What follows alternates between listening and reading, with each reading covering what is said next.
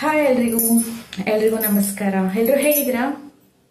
ನಾನು ಅನ್ಕೊಂಡಿದ್ದೀನಿ ನೀವೆಲ್ಲರೂ ಚೆನ್ನಾಗಿದ್ದೀರಾ, ಖುಷಿಯಾಗಿದ್ದೀರಾ ಅಂತ. ನಾನು ಕೂಡ ಚೆನ್ನಾಗಿದ್ದೀನಿ, ಖುಷಿಯಾಗಿದ್ದೀನಿ. ಇವತ್ತು ನನಗೆ ಸಿಕ್ಕಾಪಟ್ಟೆ ಕೋಪ ಬಂದಿದೆ. ಕೋಪನ ಹೇಗೆ ತೋರಿಸ್ಬೇಕು, ಯಾರ ಮೇಲೆ ತೋರಿಸ್ಬೇಕು, ಎಷ್ಟು ತೋರಿಸ್ಬೇಕು ಅನ್ನೋದೇ ಗೊತ್ತಾಗ್ತಾ ಇಲ್ವೇ? ನಿಮಗೂ ಹೀಗೆ ಆಗ್ತಿದ್ಯಾ? ಹೀಗಾಗ್ತಿದೆ ಅಲ್ಲ, ಆಗತ್ತೆ, ಸಹಜ. ಯಾಕೆ ಅಂದ್ರೆ ಇದು ಪ್ರತಿಯೊಬ್ಬ ಮನುಷ್ಯನಲ್ಲಿ ಇರೋ ಗುಣ ಅಲ್ವಾ? ಒಪ್ತೀರ ತಾನೆ? ಸೊ ಈ ಕೋಪ ಖಂಡಿತ ಕೆಟ್ಟದಂತೂ ಅಲ್ಲ. ಏನು ಎಲ್ರೂ ಕೋಪ ಕೆಟ್ಟದ್ದು ಒಳ್ಳೇದಲ್ಲ ಅಂತ ಹೇಳ್ತಾರೆ, ನೀನೊಬ್ಳೇ ನೋಡು ಒಳ್ಳೇದು ಅಂತ ಹೇಳಿದ್ದು ಅಂತ ಹೇಳ್ತಿದ್ರಾ? ಹೌದು, ಖಂಡಿತವಾಗ್ಲೂ ಹೌದು. ಕೋಪ ಅನ್ನೋದು ಒಂದು ಒಳ್ಳೇದೆ. ಯಾಕೆ ಗೊತ್ತಾ?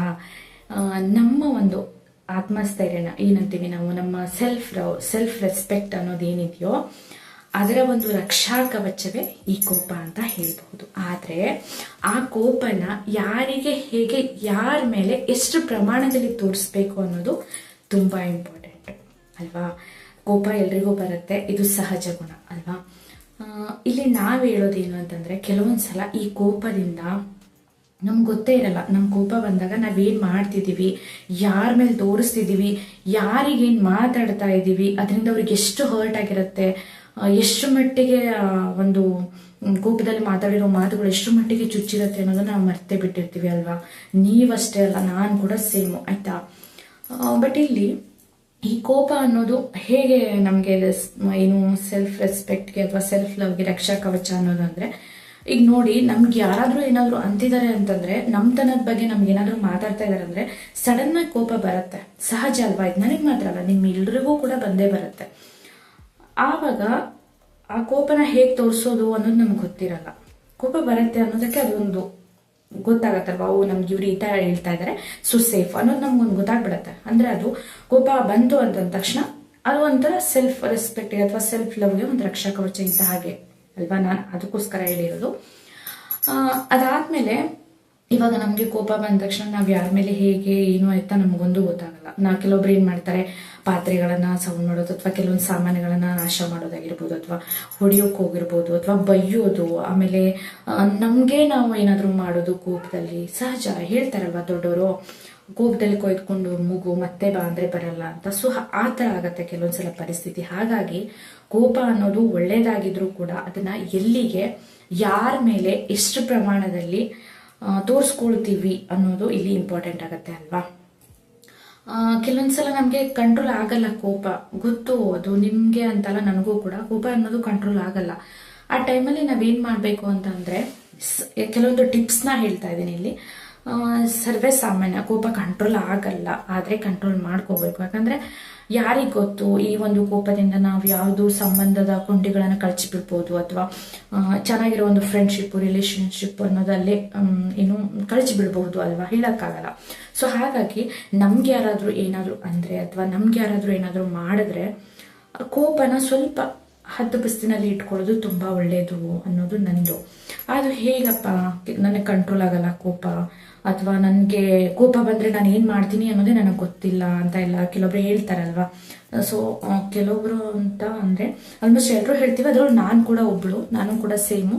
ಹಾಗೆ ನನ್ನ ಕೋಪ ಬಂದಾಗ ಏನ್ ಮಾಡ್ಬೇಕು ಅಂತ ಗೊತ್ತಾಗಲ್ಲ, ಯಾರಿಗೆ ಏನ್ ಬೈತಿದ್ದೀನಿ ಅನ್ನೋದು ಗೊತ್ತಾಗಲ್ಲ. ಸೊ ಈ ತರ ಒಂದು ಕ್ಯಾರೆಕ್ಟರ್ ನಂದು ಕೂಡ.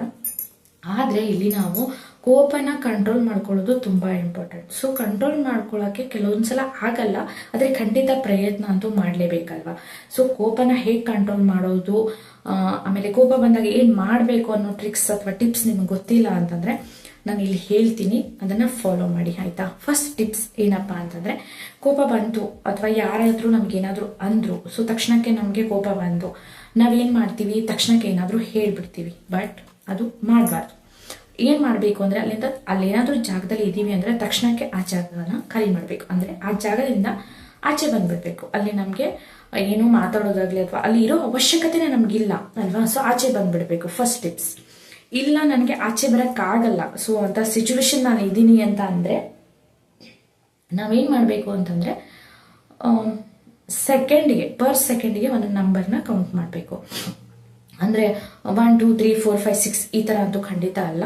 ಯಾವ ತರ ಕೌಂಟ್ ಮಾಡ್ಬೇಕು ಅಂದ್ರೆ 10 9 8 7 6 5 4 3 2 1 0 ಈ ತರ.